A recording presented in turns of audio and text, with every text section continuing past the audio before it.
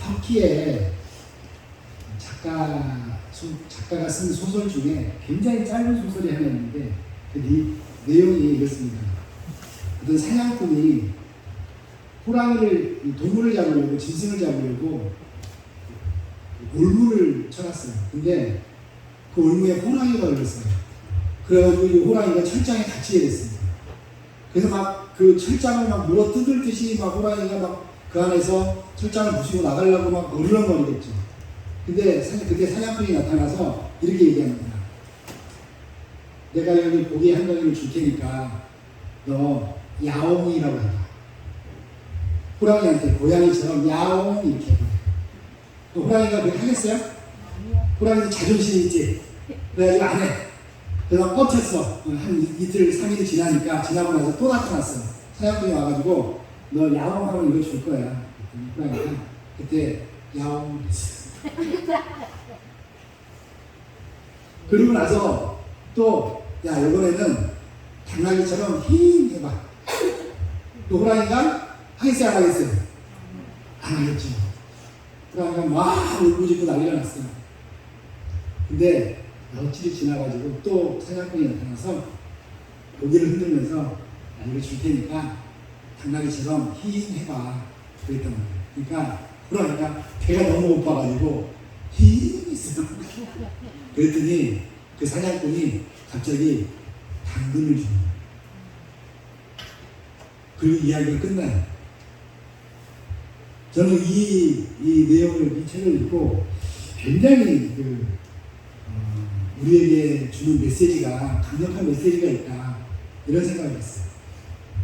뭐냐면, 호랑이로서의 정체성을 지켜야 되는데, 그 먹을 것 때문에, 배가 고픈 굶주림 때문에 자신의 정체성을 지키지 못하고 그냥 당나귀처럼 힝 했는데 그 사냥꾼이 당나귀에게 주는 당근을 줬다. 여러분, 우리 그리스도인들이 자기가 그리스도인으로서 정체성을 어떤 것에 팔아넘기면 사단이 우리를 계속 먹을 것이나 이런 것 가지고 유혹을 하죠. 예수님을 시험했던 것처럼 돌을 떡덩이가 되게 해봐라, 돌덩이 가지고 떡을 만들어봐라, 뭐 높은 곳에서 뛰어내려봐라, 나한테 전해봐라, 뭐 이런 걸 하죠. 근데 그리스도인들이 그 욕망에 굶주려서 그것을 위해서 그리스도인의 정체성을 버리고 사단이 시키는 대로 합니다. 근데 사단은 약속했던 걸 안 줘요. 뭘 주겠어요? 그리스도인에게 걸맞는 걸 주지 않아요. 이미 정체성을 잃어버린 그리스도인은 사단의 먹잇감이 됩니다. 우리는 오늘 우리가 읽은 본문은 우리가 어떻게 살아야 되는지를 사도 바울을 통해서 말씀하고 있는데, 한마디로 말하면 우리 몸을 뭘로 드리라고 해요? 거룩한 산 제사로 드리라고 하잖아요. 여러분, 제사에 드려진 희생 제물이 되라는 얘기인데, 구약시대에 제사에 드려진 희생 제물은 어떻게 됩니까? 각이 떠지고 피를 다 쏟고 불에 태워져요. 우리가 우리 몸을 하나님께 거룩한 제사로, 제물로 드리라고 한 이 뜻은 우리가 살아가면서 우리의 삶에서 각이 떠지고 피가 다 쏟아지고 그리고 불에 태워져서 한줌 재로 변할지라도 그것으로 그런 제물이 되어서 하나님께 영광을 돌려라, 이런 말씀입니다. 그런데 우리의 삶이 예배로서의 삶이 되지 못하게 하는 여러 가지 이유들이 있습니다. 아까 말씀드린 대로 자기의 정체성을, 그리스도인으로서의 정체성을 잃어버리기 때문에 그래요. 이 정체성을 지키기 위해서는 어떻게 될까? 사실 우리가 잘 아는 이 말씀 중에, 말씀대로 우리는 삶이 예배가 돼야 된다는 것을 잘 알고 있습니다. 예배로서의 삶을 살아야 된다는 것을 알고 있습니다. 근데 잘 안 되죠. 내가 교회 안에서는 참 그리스도인인 것 같아요. 특히 예배를 드릴 때는. 그런데 밖에만 나가면 내 그리스도인으로서의 정체성을 어디로 가고 다른 모습으로 살아가는 거죠. 사실 이런 의미에서 봤을 때 우리의 예배는 예배가 끝났다라는 말은 맞지 않아요. 예배는 끝나지 않습니다. 우리의 예배는 24시간이 예배예요. 잠자고 숨 쉬는 것까지 예배예요. 그런 마음으로 살아야 돼요. 그래서 우리가 내가 어디에 있든지 그리스도인으로서의 정체성을 지키고 배가 고파도 그리스도인은 그리스도인입니다. 배가 고파도 호랑이는 호랑이에요. 호랑이의 위험을 갖추고 살아야 되는데 배가 고파서 호랑이의 위험을 포기하는 순간 사단은 우리를 가지고 조롱합니다. 여러분, 예수님이 40일을 금식하시고 그리고 사단이 예수님 앞에 나와서 예수님을 시험합니다. 이 돌들로 떡덩이가 되게 하라. 그 앞에 뭐가 붙습니까? 네가 하나님의 아들이라면, 하나님의 아들이라면 이 정도는 충분히 할 수 있겠지. 근데 그게 아주 교묘한 속임수예요. 너 이 정도는 할 수 있잖아. 할 수 없을까봐 해봐라고 한 게 아니에요. 할 수 있다는 걸 알아요. 그런데 왜 그런 시험을 했을까요? 예수님이 거기서 돌이 떡이 되게 하셨다면 예수님은 실패하십니다. 무슨 말인지 아닙니까? 우리 그리스도인들은 내가 하나님께 구하고 하나님께 기도하면 다 받을 줄 압니다. 우리는 다 믿는 사람이기 때문에 그런 능력이 있어요. 그런데 그런 능력이 내게 있는지 없는지 시험하지 마세요. 뭘 해야 됩니까? 그 능력이 중요한 게 아니에요. 하나님이 내게 떡을 주는지 안 주는지 그게 중요한 게 아니에요. 예수님이 뭐라고 말씀하세요?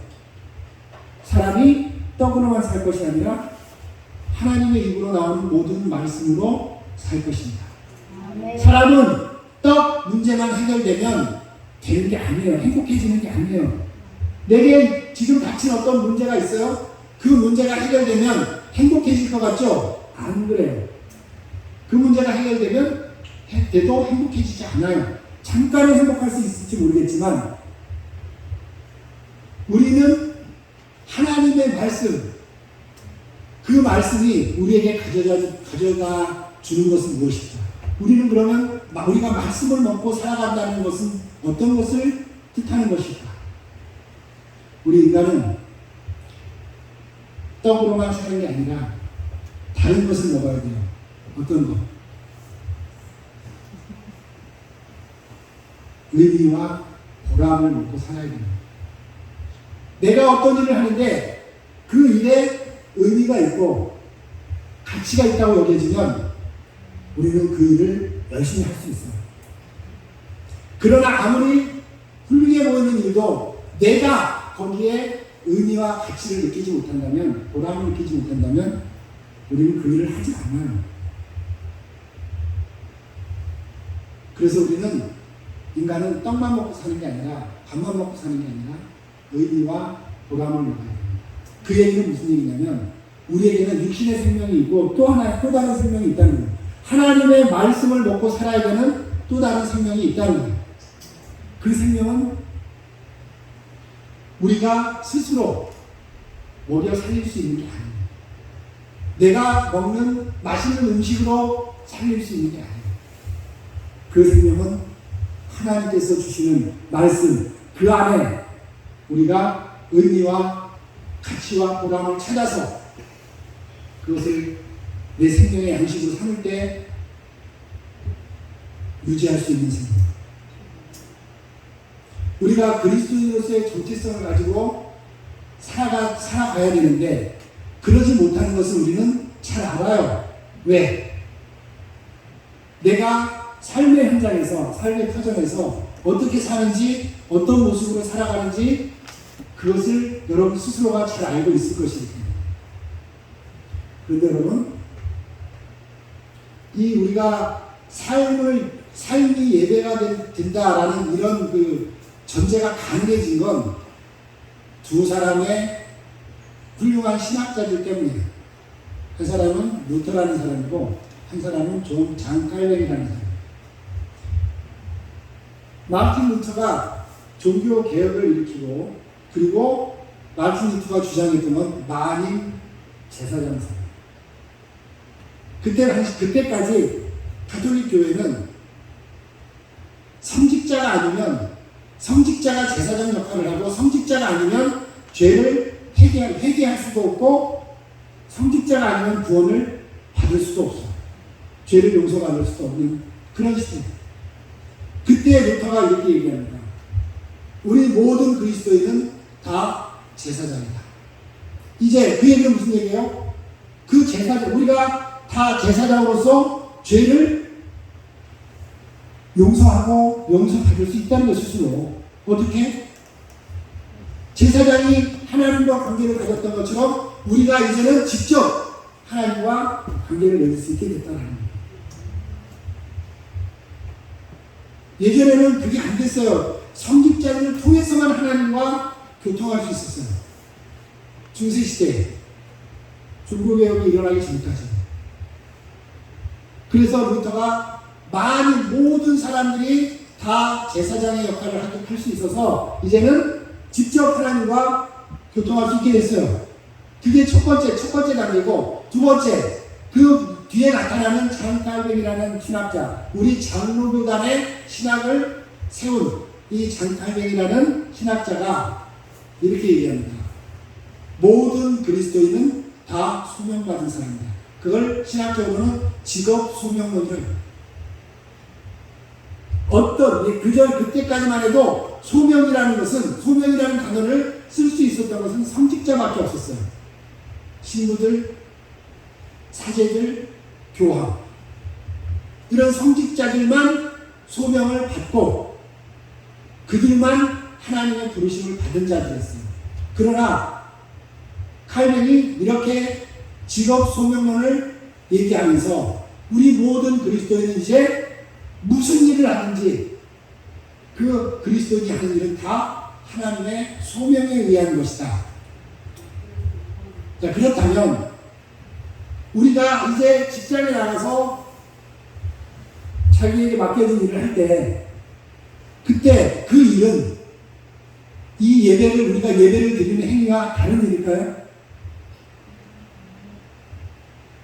그때 내가 어떻게 하느냐에 따라서 그 일이 예배가 될 수 있습니다.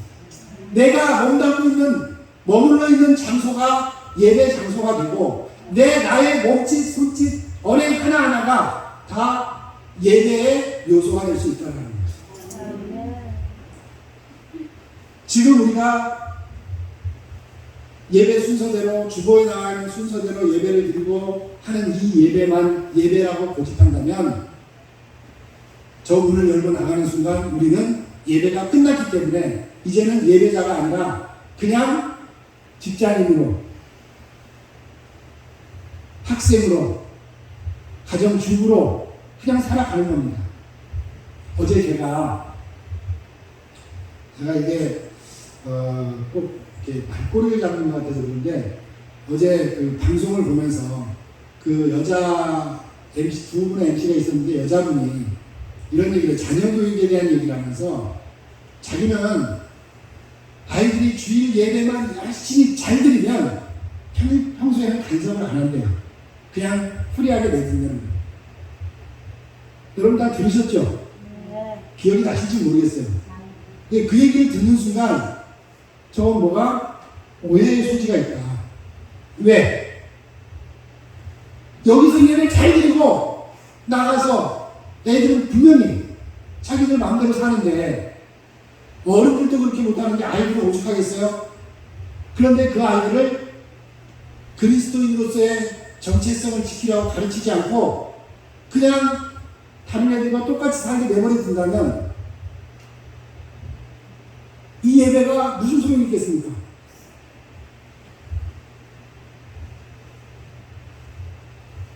구약의 제사 때는 구약 때는요 1년에 한 번씩만 대속죄일 때 가가지고 속죄하면 돼요. 그리고 1년 내내 자기 마음대로 살아. 그리고 와서 또 재물을 가져와서 제사 지내면 됩니다. 근데 지금 구약 시대가 아니잖아요. 지금 제사 드리는 성전이 없어요. 우리 여기 성전 아닙니다. 예배당이에요.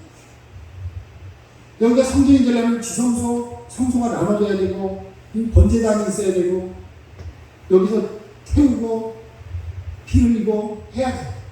여기 성전 아니죠. 예배당이에요. 우리가 이 예배당에서 예배를 드리는 것으로 모든 것이 끝나고 나가서 이제 일주일 동안 그리스도인의 정체성을 지키지 않고 살아간다면 이 예배가 아무 의미가 없는 거예요. 여기에 예배가 의미가 있어지려면 우리가 나가서 그리스도인으로서의 정체성을 지키고 살아가야 됩니다. 우리의 나가서 밖에서의 삶이 일거수일투족이 다 예배의 몸짓이 되어야 된다는 거예요. 그럴 때 이 예배가 의미가 있는 겁니다. 그러니까 다시 말하면 이 예배는 무엇을 위해서 존재하느냐? 우리가 밖에 나가서 사는 그 삶을 그리스도인으로서 잘 살아가게 하도록 가르치고 깨닫고 배우는 현장이다. 이 예배가 끝나면 저 문 닫고 나가서 예배가 끝났다고 문 닫고 나간다면 우리는 그냥 일주일에 한 번씩 또는 매일 교회를 와서 예배를 드리고 똑같아요. 이 안에서만 그리스도인이면 뭐 하겠습니까? 하나님은 우리를 교회 안에 가두어두기 위해서 우리를 자녀 삼으신 게 아니에요. 하나님은 우리를 세상에서 세상 사람들과 섞여 살면서 그리스도인으로서 어떻게 빛으로 소금으로 살으라고 하신 거예요. 제가 좋아하는 말 중에 이런 말이 있어요. 배는 항구에 있을 때, 매여 있을 때가 가장 안전한 거예요. 그러나 배를 항구에 매어두려고 만드는 사람은 없어요. 그렇죠? 배는 거친 파도에 휩쓸리면서도 바다에 나가서 자기의 역할을 해야 됩니다. 그러려고 만들어진 거예요. 우리 그리스도인이 교회 안에 있을 때 가장 안전합니다. 왜? 교회 안에 있을 때 서로 믿는 사람들끼리니까 서로 말도 조심하고 서로 배려하고 이렇게 해요. 그래서 가장 안전해요. 그러나 교회 안에서 살려고 우리가 그리스도인이 된 게 아니에요. 우리는 문을 열고 밖에 나가서 세상에서 세상 사람들과 같이 더불어 살기 위해서 우리가 그리스도인이 된 거예요. 우리는 그런 하나님의 뜻을 알아야 됩니다. 그래서 우리가 내가 머무는 장소가 곧 교회다 라는 인식이 늘 있어야 됩니다. 잊어버리면 안 돼요. 내가 머무는 곳이 예배하는 장소고 내가 하는 말과 내가 하는 손짓과 내 몸짓이 하나하나가 예배다라는 생각을 가지고 살아야 됩니다. 그러면 어떻게 예배를 드리는 자가 뇌물을 받을 것이며 어떻게 예배를 드리는 자가 불법을 행하겠습니까? 여러분 교회 앉아서 불법을 행하지 않잖아요. 여기 앉아서 여러분 죄질 생각을 할 수는 있어도 실제로 죄를 짓거나 그러지 않잖아요. 물론 가끔은 그런 사람도 있어요. 우리가 내 하는 모든 나의 일거수일투족, 나의 숨쉬는 것조차 하나님께 예배로 드려지는 것이라는 것을 늘 자각하고 살아간다면 우리 그리스도인이 가는 곳에 죄가 있을 수 없습니다. 사단이 우리에게 너 당나귀처럼 흰 소리를 내라. 그렇게 물어봐. 야옹해봐 라고 조롱하지 않는다. 내가 당당하게 그리스도인으로서 세상에 나가서 나는 그리스도인이고 내가 있는 곳은 예배하는 장소고 나는 내가 하는 손짓과 몸짓 모든 언행은 다 예배다 라는 자부심을 가지고 당당함을 가지고 그렇게 살아가야 됩니다. 바울이 지금 그 말을 하고 있는 거예요. 그렇게 하려면 여러분 내가 어떻게 돼야 되냐면 각이 떠지고 피를 다 쏟고 불에 태워지는 그런 고통을 겪을 때도 있습니다. 그런 고통을 겪어야 되는 때도 있어요. 하나님이 네가 세상에 나가서 예배자로서 삶을 살아가는데 그냥 내가 너 그렇게 하면 편하게 해줄게. 그렇게 사는 것 자체가 세상에 대해서 싸우는 것이기 때문에 싸움에 피 흘림이 없으면 그 싸움이 어떤 싸움이겠어요? 피 흘림이 없는 싸움은 없어요. 모든 전투에는 누군가 피를 흘리게 돼 있어요. 우리의 영적 전투도 마찬가지입니다. 나아가서 우리가 영적 전투를 할 때 자기 영혼에 피가 쏟아지지 않고는 그 전투를 승리할 수가 없어요. 피가 없는 전투는 전투가 아니에요. 각오해야 된다는 말입니다. 내가 피를 흘릴 각오를 하고 예배자로서의 삶을 살아야 된다는 겁니다. 그런 각오와 결단이 없이 살아가면 교회에서 예배 드렸으니까 오늘은 예배 드렸으니까 괜찮아. 그리고 밖에 나가면 또 원래의 모습대로 돌아가. 이래서 그리스도인이 이렇게 많은데도 세상이 변하지 않는 겁니다. 저번 주에 오셨던 그 사촌 형님과 그 장모님과 그 부인 권사님이 형수님이죠. 올라가서 끝나고 예배 끝나고 나서 대화를 하는데 그 형수님이 그런 얘기를 해요. 자기는 어렸을 때부터 친정 아버지가 장로이고 그래서 어렸을 때부터 신앙생활을 했는데 자기는 여태까지 그 형님이 그런 몸에 병이 생기기 전까지 그냥 주일날 가서 예배만 하신 드리면 되는 줄 알아요. 그리고 끝나고는 하루에 3번, 4번씩 막 골프 약속을 해서 골프 다니고 사모님이니까 얼마나 돈이 많겠어요? 큰 기업체 사모님입니다. 맨날 그렇게 살아도 괜찮은 줄 알았대요. 그런데 이번에 그 형님이 병을 그렇게 얻고 나서 자기가 기도를 하는데 그걸 깨달았대요. 내가 주일날 가서 예배만 잘 드리면 되는 줄 알았는데 그게 아니었구나. 나 때문에 내 남편이 이런 병을 얻었구나 하는 자각을 하게 됩니다. 그런 영적 자각이 우리에게 필요합니다. 그래서 이제 우리는 바울이 말한 것처럼 우리가 어떻게 살아야 되는 것인가 그 뜻을 알고 하나님이 우리에게 원하시는 것이 무엇인가 그 뜻을 알고 살아가야 됩니다. 자, 이렇게 우리가 그리스도인의 정체성을 가지고 그리스도인으로서 당당하게 세상에 나가서 피 흘릴 각오로 살아가기를 살아가지 못하게 방해하는 몇 가지 요소들에 대해서 말씀드립니다. 첫 번째는 아까 말씀드린 떡의 문제입니다. 땅의 문제, 먹을 것, 생존의 문제. 이 문제가 늘 우리를 괴롭힙니다. 사실은 먹을 것, 그것 자체는 우리의 욕망의 가장 밑바닥에 있는 가장 강력한 곳입니다.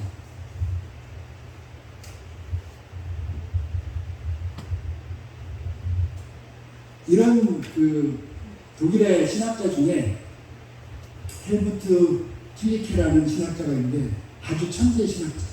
30세에 프랑크푸르트 대학의 신학 교수로 임명됐어요. 굉장히 천재적인 그런 신학자인데 그분의 책에 이런 얘기가 있어요. 사람이 도둑이 되지 않는 것은 그런 환경을 만나지 못했기 때문입니다. 무슨 말이겠어요? 누구나 그런 환경에 처하게 되면 도둑이 될 수 있다는 거예요. 살인자가 될 수 있다는 거예요. 내가 지금 살인자가 아닌 것은 내가 살인할 가능성이 없어서가 아니라 그를 살인할 만한 그런 상황을 만나지 못했기 때문일 수도 있다는 거예요. 그렇게 생각하면 내 자신이 얼마나 두려운 존재입니까? 여러분, 나는 괜찮아. 나 이 정도면 괜찮아. 안심하지 마세요. 사단은 절대 우리를 그냥 놓아둘 리가 없습니다. 우리가 세상에 나가서 그리스도인으로서 다른 세상과 세상에 있는 모든 악한 것들과 영적 전투를 결심하고 그런 전투를 시작할 때 사단이 결코 우리를 그냥 놓아둘 리가 없습니다. 사단은 우리에게 생존에 관한 위협으로, 환경에 관한 위협으로, 질병으로 우리를 넘어지게 합니다. 그래서 사단에게 무릎 꿇게 해요. 근데 어떤 질병이 와도 어떤 환경이 와도 우리가 그리스도인으로서의 정체성을 잃지 않고 살아가려면 하나님이 선하신 분이라는 걸 확신해야 돼요. 하나님은 어떤 상황에서도 가장 선한 길로 나를 인도하신다는 것에 대해서 확신이 있어요. 지금 비록 시궁창에 처박혀 있을지라도 하나님은 나를 선한 길로 인도하시는 분이다. 하나님은 선한 분이시다. 제가 가끔 얘기하는 그 일본의 작가 중에 미우라 아야코라는 작가가 있는데 이 작가가 크리스찬으로서 굉장히 신앙소설을 아름다운 신앙소설을 많이 썼어요. 비극점, 수령에서 건진 내 딸, 우리나라에도 번역돼서 굉장히 많이 읽혔던 책이에요. 이 미우라 아야코가 원래부터 몸이 약했는데 말년에 암이 걸렸어요. 그래서 암으로 이제 곧 죽게 생겼습니다. 그때 그녀가 쓴 일기장이 나중에 죽고 난 사후에 공개가 됐는데 거기에 이런 내용이 있어요. 하나님이 하시는 일은 언제나 옳습니다. 왜냐하면 하나님은 나보다 나를 더 잘 아시고 나보다 나를 더 사랑하시기 때문입니다. 하나님의 선하심에 대한 그 무한한 신뢰, 확신, 이것이 없이는 우리 그리스도인은 자기 정체성을 지키면서 살아가기가 힘들어요. 다시 말씀드리지만 우리가 지금 어떤 상황에 있다 할지라도 하나님은 선하신 분이고 나보다 나를 더 잘 아시는 분이시기 때문에 내가 원하고 욕망하는 길로 나를 인도해 가시는 것이 아니라 하나님이 원하신 선한 길로 나를 인도해 가신다는 것을 기억하시기 바랍니다. 여러분, 우상과 신앙 차이점을 혹시 아세요? 우상에 대한 숭배와 기독교 신앙의 차이점을 혹시 아세요? 우상을 숭배하는 사람들은 자기가 가진 것을 가지고 그 우상을 얼르고 달래서 자기 뜻을 이루려고 합니다. 그게 미신이고 우상을 섬기는 자들의 본질이에요. 자기 뜻을 이루려고 합니다.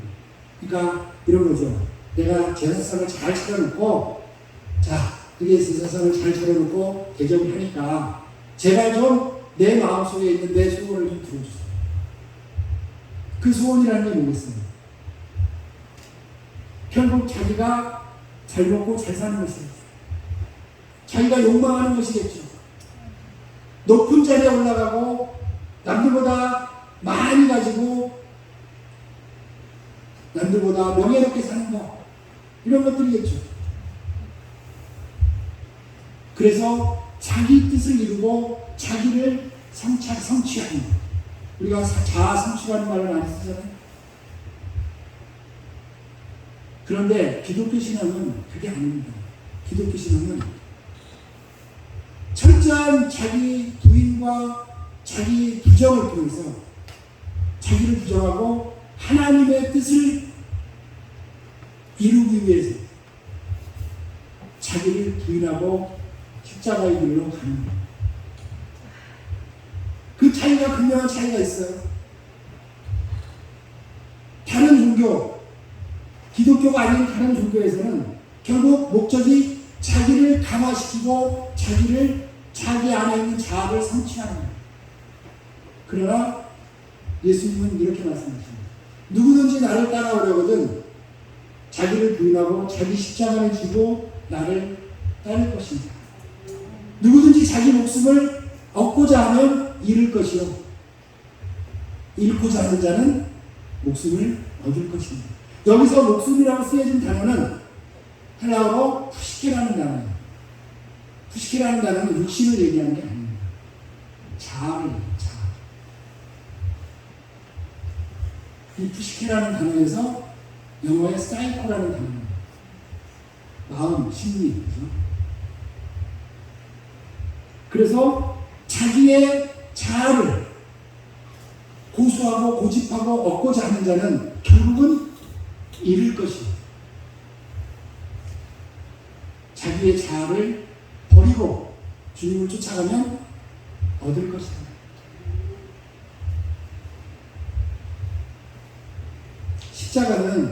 여러분, 십자가는 지고 가는 거지 타고 가는 게 아닙니다. 자, 주님이 십자가를 지셨으니까 우리는 편안하게 갈게요. 주님은 분명히 자기 십자가를 지고 나를 따라오라고 말씀하셨습니다. 자기 십자가를 진다는 것은 자기 부인의 외형적 성격을 나타내는 겁니다.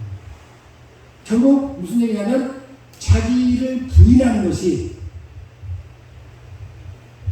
십자가를 지는 것이고 자기 목숨을 내놓는 것입니다. 이게 안 되니까 그리스도인들이 세상에 나가서 자기 정체성을 가지고 살아갈 수가 없는 거예요. 그래서 우리가 그리스도인으로서 자기 정체성을 잘 지키고 살아가기 위해서는 사단이 꼭 우리를 그 정체성을 지키지 못하도록 우리를 유혹하는 것이 내가 가진 욕구, 욕망, 내 안에 들어있는 욕망을 가지고 유혹을 하는 겁니다. 사람은 누구나 다 욕망이 없을 수가 없어요. 욕구가 있어요. 그 욕망을 버리고 주님을 쫓아갈 것인가, 아니면 그 욕망을 위해서 사단을 쫓아갈 것인가. 길은 딱 두 길밖에 없어요. 내 욕망을 포기하고 주님을 따르는 길과 내 욕망을 이루기 위해서 마귀를 따라가는 길.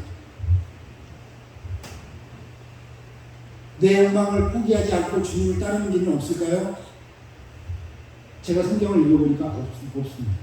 저도 그런 길이 있었으면 좋겠어요. 근데 그리스도인들은요, 하나님을 무슨 무슨 리모컨 정도로 이렇게 생각하는 거예요. 딱 누르면 뭐가 쭉 나와야 돼. 하나님을 수단으로 생각하는 거죠. 자기의 욕망을 이루는 수단으로, 자기의 욕구를 성취하는 수단으로 하나님이 필요합니다. 그러나 예수님이 가신 길은 예수님 자신의 욕망을 이루시는 길이 아닙니다. 예수님은 철저하게 자기를 부인하고 아버지의 뜻을 이루기 위해서 갔던 예수님의 길입니다. 그 길이 바로 주님의 길입니다. 주님은 그 길을 가시면서 나를 따라오너라. 제가 좋아하는 말 중에 이런 말이 있습니다. 예수를 길로 삼는 사람. 예수님이 나의 길이에요. 그분이 가신 길을 따라가는 겁니다. 성경에서 말하는 제자라는 말은 헬라어로 마테데스라는 말인데, 이 말은 스승을 그대로 본받는 걸 의미해요. 스승의 삶을 그대로 따라가는 걸 의미해요.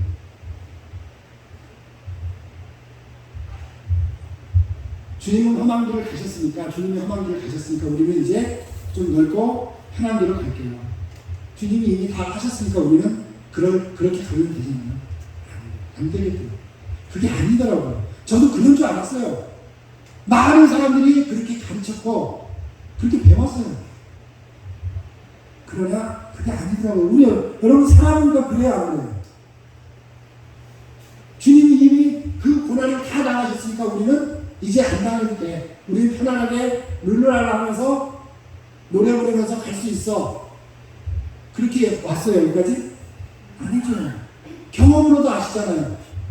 절대 예수를 믿는 길이 그런 길이 아니랍니다. 예수를 믿는 길은 그분의 삶을 똑같이 닮아서 그 길을, 똑같은 길을 가는 겁니다. 그분이 가신 길을 가는 겁니다. 그러니 우리 삶에 고난이 있을 수밖에 없죠. 우리 삶에 어려움이 있을 수밖에 없죠.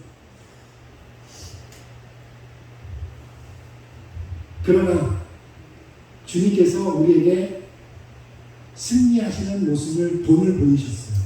그 얘기는 무슨 얘기입니까? 우리도 힘들지만 그 길을 가면서 우리는 이겨낼 수 있다는 거예요. 주님이 가신 길은 고난의 길이고 순환의 길이지만 결국 그것은 승리로 향하는 길이었어요. 우리가 주님을 따라가면 우리에게도 그런 어려움이 닥칩니다. 고난이 옵니다. 그러나 결국은 승리할 수밖에 없습니다. 주님을 믿고 따르는 자죠. 자, 이제 말씀을 정리하겠습니다. 사도 바울이 우리에게, 그러므로 형제들아, 모든 하나님의 자비하심으로 너희를 권하노니 너희 몸을 하나님이 기뻐하시는 거룩한 산 제물로 드리라. 왜 하필 여기서 사도 바울은 구약적 표현을 별로 안 좋아해요. 왜냐하면 그 구약적 표현들을 에루살렘에 있는 유대 그리스도인들이 많이 쓰고 그대로 구약적인 어떤 형태로 살아가려고 했기 때문에 사도 바울은 이걸 굉장히 싫어해요. 왜? 이방인의 사도이기 때문에 구약적 표현을 싫어하는데 여기서 구약적 표현인 제물이라는 단어를 쓴 이유를 우리가 알아야 됩니다. 그게 바로 이 제물이 구약에서 제물이 성전에서 어떻게 드려지는지를 우리에게 암시하기 위해서입니다.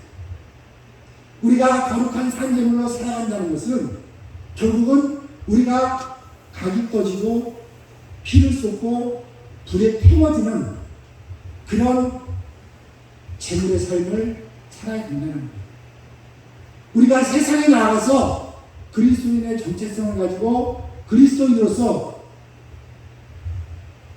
손짓, 발짓, 언행, 몸짓 하나하나를 다 예배자로서의 예배의 어떤 행위로 인식하고 살아가려면 그런 내 몸에 각이 떠지는 고통과 피를 흘려야 되는 그런 헌신과 그런 수고들이 필요하다는 거예요. 각오하셔야 돼요. 이 문을 열고 나가는 순간 우리는 이 안에 있을 때는 각오가 필요 없을 수도 있어요. 여기서는 누가 나를 그렇게까지 공격하는 사람은 없습니다. 그러나 이 문을 열고 나가는 순간 세상은 우리를 그냥 두지 않아요.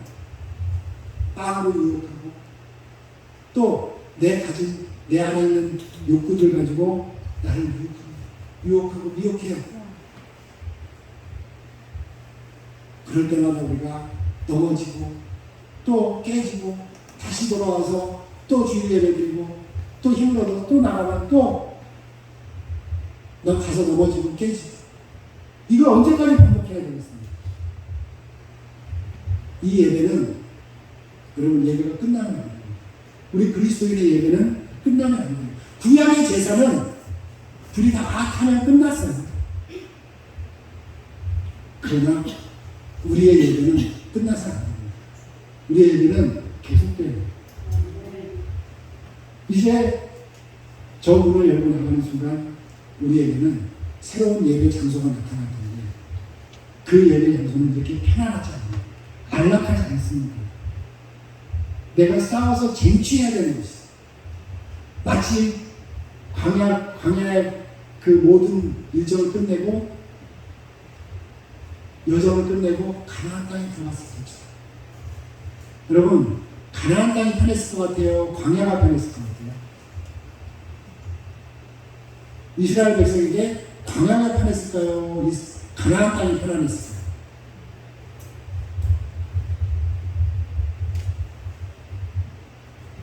광야가 편안하죠. 왜? 광야에서는 하나님이 먹이고 입히고 다 해주시죠. 환경이 척박하다고? 아니에요. 환경은 척박하지만 하나님이 다 거기서 우리에게 필요한, 그들에게 필요한 것들을 다 주셨어요. 너희가 언제 굶주리고 너희 의복이 언제 헤어졌느냐? 너희 신발이 닳아서 맨발로 걸은 적이 있느냐? 하나님이 다 주셨어요. 거기가 제일 편하죠. 가나안 땅에 들어갈 때는 어떻게 해야 돼요? 가서 싸워야 되잖아요. 피를 흘리는 전투를 해야 되잖아요. 물론 하나님께서 다 앞서 나가서 싸워서 이기게 하셨지만 어쨌거나 거기 들어가서는 싸워야 돼요. 근데 이스라엘 백성들이 거기 가서 싸우기 싫으니까 대충 싸우다가 그냥 저 정도는 괜찮겠지 하고 남겨준 그 가나안의 족속들이 몇백 년 동안을 그 이스라엘 백성들을 괴롭히죠. 여러분 세상은 가나안 땅입니다. 광야가 아니에요. 가나안 땅입니다. 거기 나가서 싸워서 이기면 거기가 천국이 되는 거예요. 그러나 싸워서 지면 그것은 나에게 지옥입니다. 그래서 늘 천국 같은 교회를 일주일에 한 번씩 찾아오는 거예요. 왜? 세상은 지옥이니까. 그런데 여러분 세상에 나가서 싸워서 이기면 그것을 우리가 정복하면 우리가 굳이 교회에 나와서 주여 할 필요가 있을까요? 대답 잘해야 돼요. 헷갈리죠? 우리가 계속 세상에 나가서 싸워서 이길 수만 있다면 필요가 없죠. 그런데 우리는 절대 그렇게 안 돼요. 그래서 이 교회에 다시 와서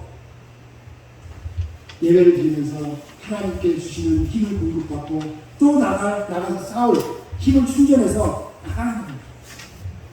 밖에 나가서 싸우다 지쳐서 방전돼서 돌아오면 여기서 다시 충전해가지고 또 나가는 거예요. 그러니 여기는 그냥 쉼터가 아니라 전쟁에서 지친 사람들이 잠깐 와서 힘을 충전하는 곳이다. 그렇다면 여기에서 드려지는 예배가 이걸로 끝나면 안 된다는 것을 여러분들 잘 아시겠죠. 우리 오늘 본문 말씀을 다 같이 한 목소리로 읽고 말씀을 마치도록 하겠습니다. 그러므로 형제들아, 내가 너 하나님의 모든 자비하심으로 너희를 권하노니 너희 몸을 하나님이 기뻐하시는 거룩한 산 제물로 드리라. 이는 너희가 드릴 영적 예배니라. 너희는 이 세계를 본받지 말고 오직 마음을 새롭게 하며 변화를 받아 하나님의 선하시고 기뻐하시고 온전하신 뜻이 무엇인지 분별하도록 하라. 거룩하시고 자비로우신 하나님,